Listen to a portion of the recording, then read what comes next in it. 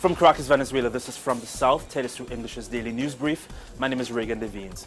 In Buenos Aires, Argentina, dozens of students have occupied 5 high schools in a show of protest against education reforms proposed by the government of President Mauricio Macri.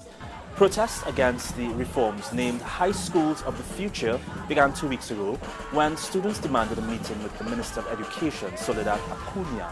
Well, thus far, students have taken over 25 public high schools. Among the most unpopular education reforms, a measure that forces students to work for private companies as unpaid interns. Israeli Prime Minister Benjamin Netanyahu landed in Mexico on Thursday after his short visit to Colombia. Now, as Netanyahu prepares for talks with Mexico's President Enrique Peña Nieto, a report says an Israeli company is among those chosen to build a prototype for the border wall between the United States and Mexico. Iran is sending its forces and its terrorist outreaches everywhere, including into Latin America.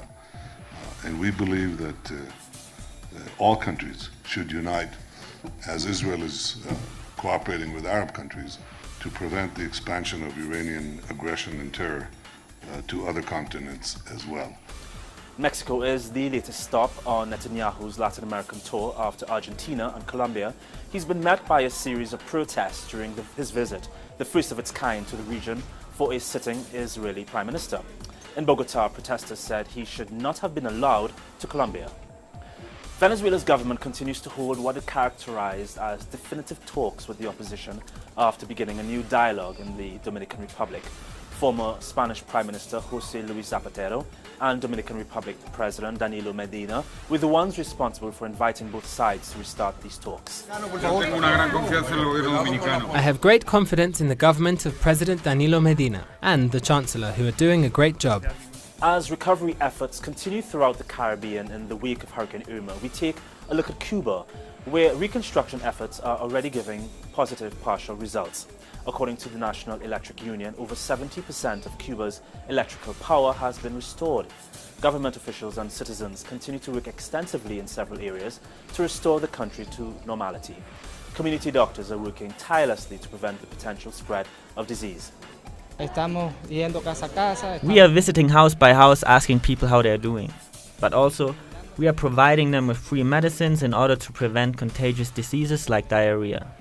These are measures we need to take regarding the pollution of the ocean and sources of potable water. A ship loaded with tons of supplies for Cuba left Caracas, Venezuela on Thursday morning. The Solidarity Mission underlines the close relationship between Venezuela and the Caribbean island.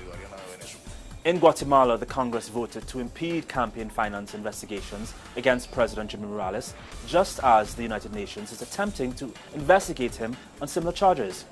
Congress made it more difficult this week to hold politicians accountable for their campaign finance management. During the vote, 107 Congress representatives out of 158 voted in favor of making it harder to investigate and to prosecute elected officials connected to illegal campaign finance spending.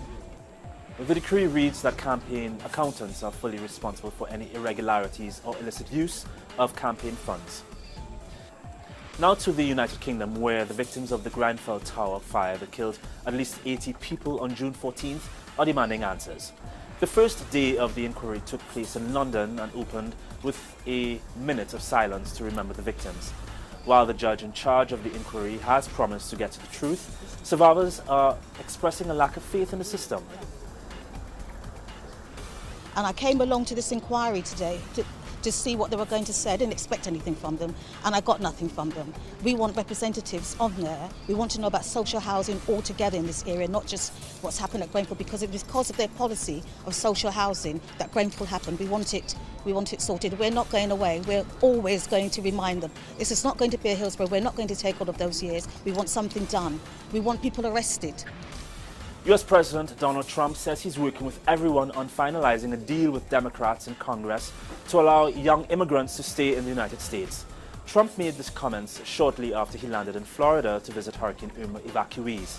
Trump's predecessor, Barack Obama, protected these so-called dreamers through his Deferred Action for Childhood Arrivals program, also referred to as DACA, which Trump rescinded.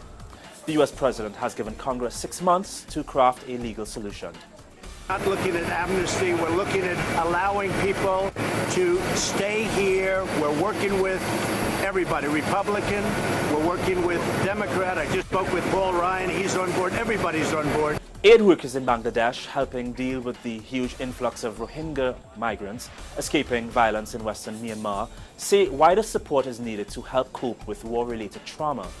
The United Nations has appealed for massive help for the nearly 400,000 refugees who have already fled. The UN is concerned the number could keep rising due to the ongoing violence in Myanmar. Libyan authorities put about 170 illegal Sudanese migrants on a flight back to Sudan on Thursday as part of a voluntary repatriation program. The International Organization for Migration gives migrants in overcrowded detention centers the option to leave, providing them with travel documents and transport to various destinations in Africa.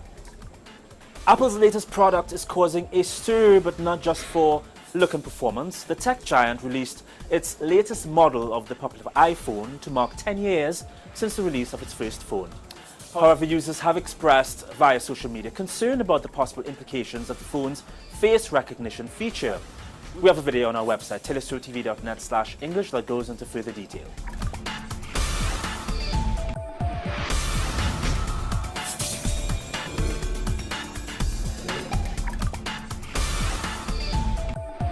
And to stay updated on the day's top stories, join us on social media, Instagram, Facebook and on Twitter. For TeleSUR English, I'm Regan Beats.